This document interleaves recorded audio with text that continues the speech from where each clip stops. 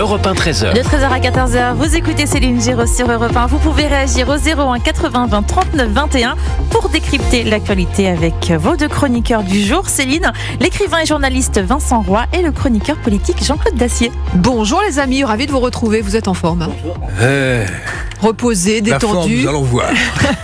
Normalement, vous revenez de vacances, vous êtes censé être plein de sel. Moi, j'ai fait un petit Covid pendant les vacances. Ah, mauvaise pioche. Donc je suis un peu, je dis pas que je suis patraque, ça s'améliore. Mais bon. Ça ne se voit pas, Jean-Claude. Je compte sur votre sagacité et votre éclairage précieux, tout comme vous, Vincent, que je sens très percutant. Ça tombe bien. L'actualité est riche, vous le savez, c'est l'été encore, mais on ne s'ennuie jamais. Cherche Premier ministre désespérément, c'est un peu la phrase qui dure, le feuilleton qui se prolonge, et c'est une semaine décisive pour le chef de l'État qui enchaîne donc les consultations pour sortir de l'impasse. Il y a eu la gauche, la droite, le bloc central, et aujourd'hui, c'était le Rassemblement national qui était donc reçu à l'Élysée. Écoutez Marine Le Pen. Il est sûr que concernant le nouveau Front populaire, il n'est pas question de laisser une politique qui viserait à aggraver considérablement l'immigration, régulariser les clandestins, supprimer la loi anti-squat et autres choses qui, je crois, majoritairement sont rejetées dans le pays. Voilà, Marine Le Pen, donc ce matin à la sortie de l'Élysée, et sachez qu'évidemment de son côté, Jordan Bardella, lui, a dit qu'il y aurait la mention de censure. Nous voterons une mention de censure contre tout gouvernement de gauche. Oui. Vincent Roy, je commence avec vous. Oui. Enfin quelque chose de normal. Oui. C'est très attendu, c'est logique. Ils courent dans leur couloir et on n'attendait pas autre chose, ni de Marine Le Pen, ni de Jordan Bardella. On pouvait pas s'attendre légitimement à autre chose. Mais ça dit quand même quelque chose, c'est pas de Premier ministre de gauche, mais peut-être qu'il y a quelque chose à jouer si il y a, en termes de majorité j'entends, s'il y a un Premier ministre de droite. C'est ce que ça veut dire aussi. Oui. Elle dit pas de ministre de gauche. S'il y a un ministre de gauche, on vote une motion. Mais elle ouvre la porte à un ministre de droite. Jean-Claude Dacier. Écoutez, à l'heure qu'il est, la France est ingouvernable. Il faut avoir le franchise, le courage de se dire les choses. On sait bien de qui est la faute de cette situation, on va pas revenir là-dessus, mais néanmoins, on vous rendez compte que ce soir, on ne sait même pas, ou alors je le découvre, s'il va, le président, parler ou ne pas parler. Oui, mais il parle beaucoup déjà. Et souvent pour pas dire grand-chose. Oui, mais pour une fois, j'aimerais qu'il me donne à tort, à savoir qu'il annonce que l'esquisse, au moins, d'un gouvernement pour commencer à opérer le redressement du pays qui en a bien besoin, serait en place. Je suis même pas sûr qu'on soit dans cette situation. Oui, moi non plus, je suis pas sûr qu'il annonce ce soir le Premier ministre. C'est vrai que la temporalité interpelle, parce qu'il y a les Jeux Olympiques, vous le savez, qui démarrent mercredi. On a du mal à imaginer, effectivement, peut-être Emmanuel Macron annoncer quelque chose qui bouillerait, entre guillemets... Non, mais même quand bien même il annoncerait un Premier ministre ce soir pour mettre en place un gouvernement, il faut pas 3 jours. Il faut beaucoup plus que ça, d'autant que c'est quand même l'as de la procrastination. Donc, c'est vrai qu'il a un rapport au temps tout particulier, je suis d'accord. Un rapport au temps, oui. C'était Jupiter, le voici Chronos. Non, mais c'est un Chronos à petites mains, parce qu'il a pas beaucoup de marge de manœuvre en réalité. Donc, Casté, il a refusé. Pour l'instant, Casté, oui. il a balancé d'un revers de la main. C'est peut-être pas très adroit. Peut-être fallait-il la nommer de façon à s'en débarrasser une bonne fois pour toutes et lui dire, madame, allez présenter la confiance de votre gouvernement. On va écouter justement, puisqu'on parle du Rassemblement national et des consultations qui se jouent ce matin, Sébastien Chenu. On censurera tout gouvernement qui est issu du nouveau Front populaire, mais surtout qui applique le programme du nouveau Front populaire. Parce que les 150 milliards de dépenses que veut engager la dame de la comptabilité de la mairie de Paris, si vous voulez, c'est une catastrophe pour le pays. Et puis, les propositions de la France insoumise et du nouveau Front populaire en matière de sécurité, en matière d'immigration, sont des catastrophes pour le pays. Donc, il est hors de question qu'on soutienne les propositions du nouveau Front populaire si ils étaient nommés, si un de leurs représentants était nommé à Matignon, parce que c'est l'intérêt du pays qui nous guide. Ce n'est pas une histoire d'hommes, c'est une histoire de programme. Nous censurons ceux qui portent une politique qui est néfaste pour le pays. Sébastien Chenu, chez nos confrères de France 2 ce matin. On est passé, Jean-Claude Dacier, vraiment d'un gouvernement de coalition à un gouvernement qui ne sera pas renversé. C'est ça aujourd'hui la stratégie d'Emmanuel Macron. Écoutez, je ne sais pas où. J'espère qu'il sait, lui, clairement où il va. Il est clair, en tout cas, alors qu'il est, que tout gouvernement de gauche est impossible à envisager et impraticable. Peut-être aurait-il fallu prendre le chemin de la nommer, Madame Castex, et puis aller faire un tour au Parlement pour qu'elle soit censurée immédiatement. bon, on aurait peut-être perdu un peu de temps. C'est même pas un problème de personnalité. Elle est sympathique, elle a un très joli sourire. Sympathique, je sais pas. Hein. Je ne sais pas non plus. Je ne sais pas. Elle a l'air, j'ai dit. Elle a l'air. Oui, je sais même pas. Mais la réalité, c'est le programme. Voilà, c'est ça. Le programme de la France insoumise est évidemment impraticable pour ceux qui souhaitent que la France reste à ce qu'elle est, c'est-à-dire continue d'évoluer dans un marché économique ouvert, ayant sa place dans une communauté européenne qui existe, qui a certes des difficultés, mais au moins, on joue tous plus ou moins au même jeu. Même si, encore une fois, on peut y revenir, la France est dans une situation très particulière et très préoccupante. Justement, c'est pas le moment d'en rajouter. Restons sur la droite quelques instants, si vous le voulez bien, parce que ce matin, on l'a dit, le Rassemblement national était donc reçu à l'Élysée. Et dans la foulée, c'est Éric Ciotti, qui est toujours le président des Républicains, mais allié au Rassemblement national et qui a donc son propre parti avec 16 parlementaires à droite, c'est son nom. Il vient de sortir de l'Élysée et il dit l'alliance des droites est la seule solution. Ben oui. Vincent Roy. Ben oui.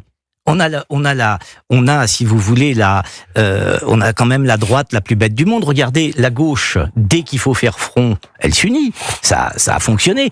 Mais maintenant, c'est en train de se déchirer, de se déliter. Mais en termes électoraux, ça a plutôt fonctionné. Ah oui. La stratégie Mélenchon, parce que c'est lui qui dirige tout, la stratégie. D'ailleurs, vous venez, Jean-Claude, de faire un lapsus extraordinaire. Vous avez parlé du programme de Madame Castet, en disant c'est le programme d'LFI. Vous avez raison d'ailleurs, vous avez complètement raison, mais il est présenté comme étant le programme de la LFI. Donc la droite, bien sûr qu'elle a tout, si elle veut gagner, la droite, elle ne peut pas. Mais est-ce possible ou est-ce un... Non, mais si elle veut gagner, elle ne peut pas faire autrement que de s'unir. Je suis en désaccord. C'est possible. Mais c'est ça la question. Mais sans quoi elle continuera de perdre. La seule voie possible, mais Sarkozy a gagné.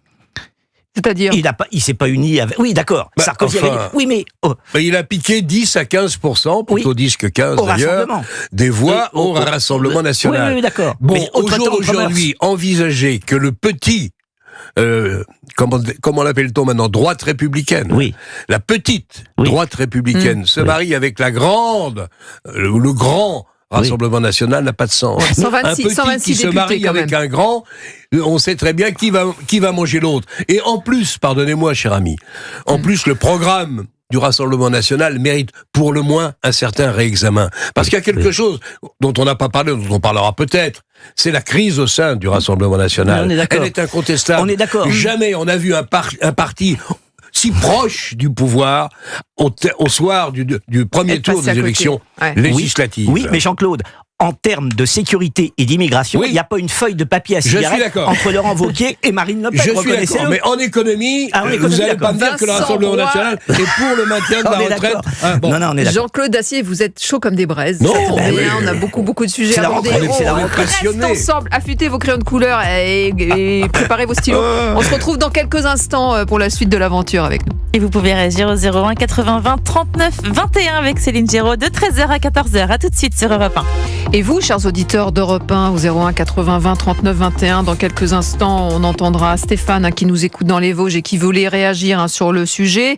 On parlait de la stratégie d'Emmanuel Macron qui enchaîne donc les consultations. On a entendu tout à l'heure Sébastien Chenu, Jordan Bardella, Marine Le Pen.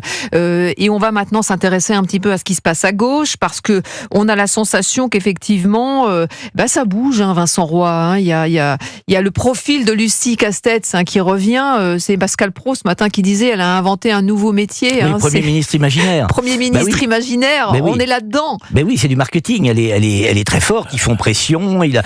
Tout ça. Écoutez, de toute façon, c'est une enfant naturelle de Jean-Luc Mélenchon. Elle sait s'y prendre. Elle a été à bonne école. On peut nous raconter après qu'elle vient de la gauche. Non, mais elle est comptable à la mairie de Paris. Oui, elle est haut fonctionnaire à la mairie de Paris, aux finances. Alors quand on regarde la dette qu'il y a à la mairie de Paris, on s'inquiète un peu. Non, mais c'est une boutade. Mais surtout, elle n'a jamais été élue. Elle sort du chapeau comme ça. Vous avez vu, Emmanuel Macron lui-même n'y croit pas. Il sait toute la difficulté qu'il aurait à l'imposer. Et surtout, de toute façon, comme il n'y a pas de majorité, elle serait défaite aussi vite qu'arrivée. Donc, vous avez vu encore une fois que le Rassemblement national était très clair sur la question. Donc, le programme, en plus, comme le rappelait Jean-Claude, c'est celui de LFI qu'elle appliquerait.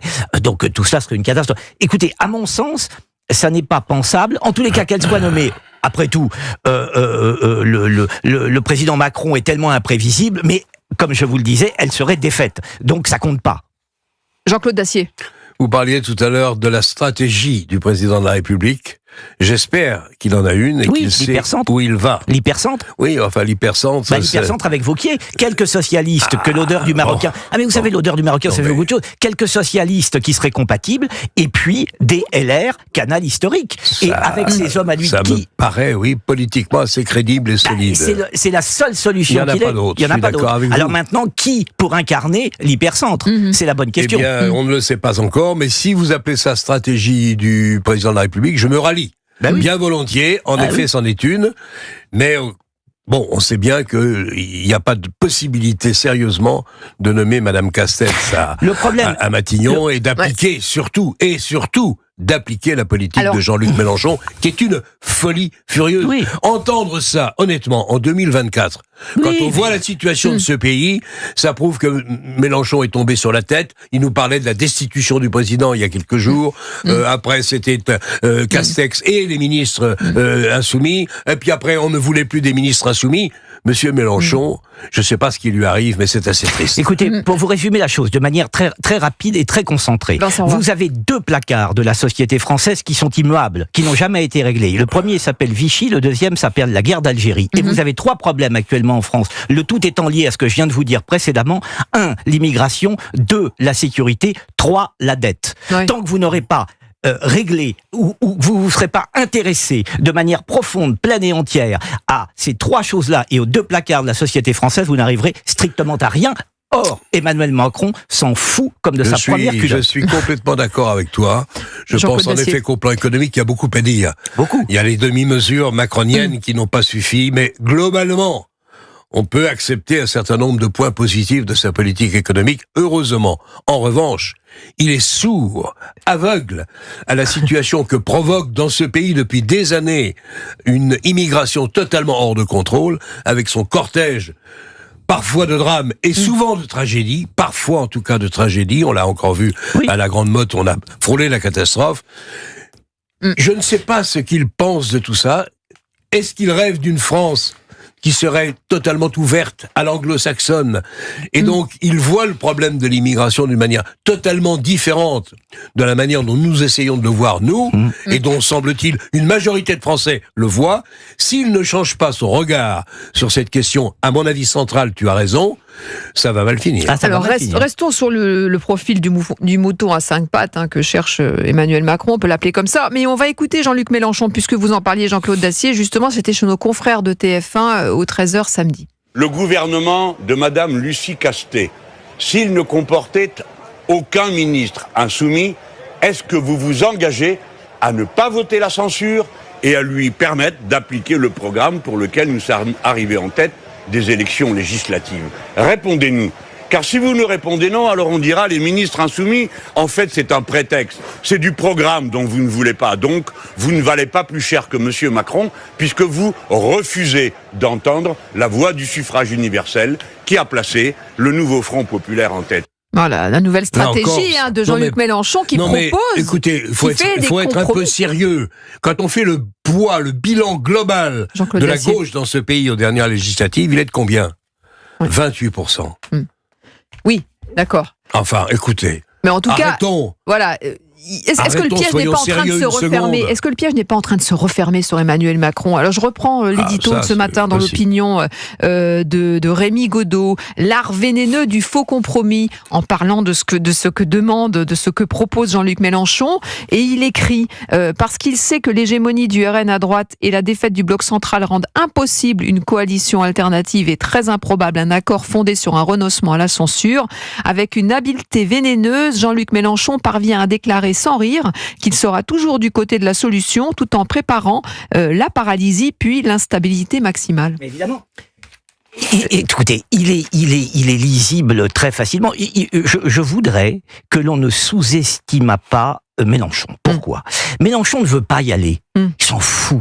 Mais totalement, de caster, de pas caster, du programme, etc. Il veut rien. Il ne veut pas y aller. Il veut garder les cartouches. Il veut être un homme neuf pour la présidentielle qui s'annonce. C'est son seul désir. Il ne veut surtout pas aller user des cartouches dans une sorte de gouvernement dont on reprendrait son programme. Il veut arriver neuf et se retrouver à la nouvelle présidentielle, à la prochaine présidentielle. Mais vous pensez qu'il y arrive face à Marine Le Pen, mais c'est son calcul. Il n'en a pas d'autre. C'est son calcul. Il ne faut pas imaginer que Jean-Luc Mélenchon veuille là y aller. Il nous a fait tout un cirque, souvenez-vous. Le prochain Premier ministre, ce sera moi. Il y a quelques mois seulement. Tout ça... Mais est-ce qu'il n'use pas un peu son électorat de base avec ses virages, une bleue, une rouge, de passer d'un... Non. Il a fait un travail dans les banlieues. Il a fait un travail, il est même allé récupérer, écoutez, des urbains boboïdes. Non, il a fait un vrai travail de sape. Il est allé à la recherche et il y est parvenu avec un certain succès. Bien sûr. Les voix d'un certain nombre de gens issus de l'immigration qui aujourd'hui pense que c'est le meilleur défenseur d'une France qui accepte l'immigration. Ça fait pas l'ombre d'un doute. Souvenez-vous, encore il n'y a pas longtemps, il faisait des déclarations avec à côté de lui, très visiblement affiché, si j'ose dire, Rima Hassan. Attendez, les symboles chez Jean-Luc Mélenchon, c'est très important. Là, il veut surtout participer à aucun gouvernement, il veut rester dans sa stratégie de rupture, c'est-à-dire dans une opposition musclée pour arriver neuf en disant, voyez, en espérant d'ailleurs que la situation ne cesse d'empirer, en disant, voyez, il y a un recours, c'est moi pour la présidentielle. Donc nous irons vers, non pas une coalition, en effet, mais un projet législatif que défend, et il n'est pas le seul, Laurent Wauquiez, qui va sur un certain nombre de points. On parlait d'immigration tout à l'heure, il me semble que c'est quasi prioritaire, mais même si l'économie mérite aussi beaucoup d'attention dans ce pays, néanmoins, ce projet législatif, s'il réussit à rassembler une majorité pour quelques mois, avec quelques projets importants et spectaculaires qui rallieront une partie de l'opinion sensible au problème de l'immigration, alors oui, la carte est peut-être jouable. Monsieur Macron, va-t-il la jouer, cette carte? Par moment, je me pose la question. On va écouter Stéphane qui nous écoute justement dans les Vosges. Bonjour Stéphane. Bonjour Céline, bonjour Monsieur Roy. Bonjour. Bonjour Monsieur Dacier. Bonjour. Bienvenue Stéphane, merci de nous écouter dans Europe 1 13h. Vous vouliez réagir justement à ce feuilleton de l'été et ce profil de Lucie Castet qui ressort, qui redisparaît, qui fait beaucoup parler. Oui, alors moi je pense que il serait très dangereux de mettre Lucie Castet Premier ministre. Bon, de toute façon, il peut pas le faire, c'est impossible. On peut pas avoir avec tout ce qui se passe dans ce pays actuellement, on ne peut pas avoir un gouvernement de gauche, ce serait suicidaire. On peut pas. Qu'est-ce qui reste comme solution à Emmanuel Macron du coup? Comment? Quelle solution reste-t-il à Emmanuel Macron du coup? Sa stratégie? Moi, je pense que s'il avait un courage politique suffisant, je pense que, comme il a été dit tout à l'heure, il devrait y avoir un rassemblement des droites. Là, c'est ce qui pourrait nous sauver, a priori, va nous sauver. Il y a tellement de travail. Il faudrait un rassemblement à droite. Il faudrait un rassemblement de toutes les droites, je veux dire. Là, on pourrait en sortir. Parce que là, vous savez, Monsieur Macron avait la prétention de se dire le maître des horloges. Oui. Mais alors, à l'heure actuelle, il est maître de quoi? Il y a l'immigration, un problème. Le pouvoir d'achat est un problème. La lenteur de la justice est un problème. La santé est un problème. L'antisémitisme grandissant est un problème. Moi, je vais vous dire mon cas personnel. Je fais la collection d'horloges mécaniques. Et ben, franchement, c'est pas à lui que je confierais leur entretien. Oui, je vous le dis. Merci pour cette précision, Stéphane. Voilà. L'horloger est sans doute dans les Vosges, en tout cas, qui s'intéresse à l'horlogerie. C'est vrai que le timing est aussi interpelle. On l'a dit ce soir, peut-être une prise de parole. On n'est même pas sûr ou pas. Mercredi, les Jeux Olympiques. Je pense qu'effectivement, il va peut-être plutôt attendre la deuxième partie de semaine pour ne pas brouiller la grande cérémonie d'ouverture de ces Jeux paralympiques, qui reste un événement quand même pour notre pays après la formidable réussite des Jeux Olympiques. En attendant, le profil, maintenant, on va en parler quelques minutes. Qui pourrait décrocher la queue du Mickey, si je peux me permettre, pour monter sur le manège? Est-ce que ce serait un profil issu de la droite sociale, comme Xavier Bertrand, ou une personnalité de la gauche plutôt régalienne, comme Bernard Cazeneuve, Vincent Roy? Ce nom revient souvent quand même. Voilà, les jeux sont ouverts. Alors, toute la question, c'est dans le cadre de ce que j'évoquais tout à l'heure, c'est-à-dire de cet hypercentre. il faut que quelques socialistes soient compatibles et des LR canal historique. Quel est l'homme qui pourrait rassembler tout ça? Voilà l'équation. Alors, est-ce que Xavier Bertrand pourrait discuter avec un socialiste bon teint? Sans doute.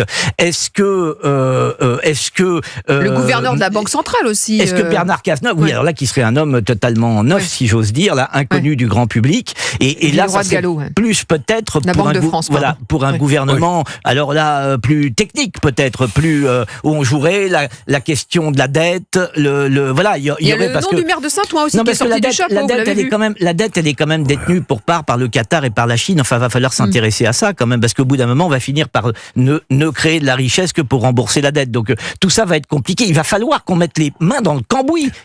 Dette, sécurité, immigration. Donc économie, quoi. Il faudrait économiser au minimum peut-être 20 pour l'année prochaine, parce qu'on pourra difficilement faire mieux, mais passer rapidement à 30 ou 35 milliards d'économies chaque budget jusqu'à je ne sais pas quand.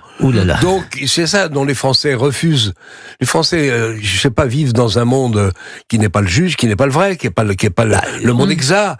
Ils se rendent pas compte de l'énormité de la dette, et face à cela, nous avons des difficultés majeures, des grands services publics qui ne sont plus finançables que par la dette. Absolument. Alors, où on se dit la vérité en face et on dit il va falloir faire quelques économies et dire les choses et cesser de rêver, de penser qu'on va pouvoir vivre à crédit comme cela encore pendant 20 ans, ce n'est plus possible. On est en procédure de déficit excessif vis-à-vis de l'Europe. On a les agences mondiales qui doit se manifester d'ailleurs, l'Europe, sur notre cas, elle doit statuer. Donc il serait temps de redevenir sérieux et de bâtir encore une fois autour probablement du projet législatif que veut Wauquiez et qui semble probablement être capable de rassembler un certain nombre de gens. Le Premier ministre, je n'en sais fichtre rien. Ça serait pas idiot de trouver... Est-ce que Cazeneuve est capable de parler avec Wauquiez, par exemple? Je pense que oui, mais il serait aussi possible peut-être de nommer, comment dire, un espèce de super technicien comme Mario Draghi en Italie. Alors on n'a pas l'équivalent en France. Non, c'est ça le truc. Mais néanmoins, c'est pour ça essayer avec des ministres qui, eux, seront plus ou moins politiques et quelques ministres techniques, essayer de bâtir une équipe capable de remettre ce pays sur les rails. Bon, il y a du boulot. En tout cas, le casting n'est pas fini. Il se poursuit et on continuera évidemment à en parler sur Europe 1. Il y a du boulot, on va en parler longtemps. C'est ça. Cette semaine, en tout cas, ça va animer nos débats.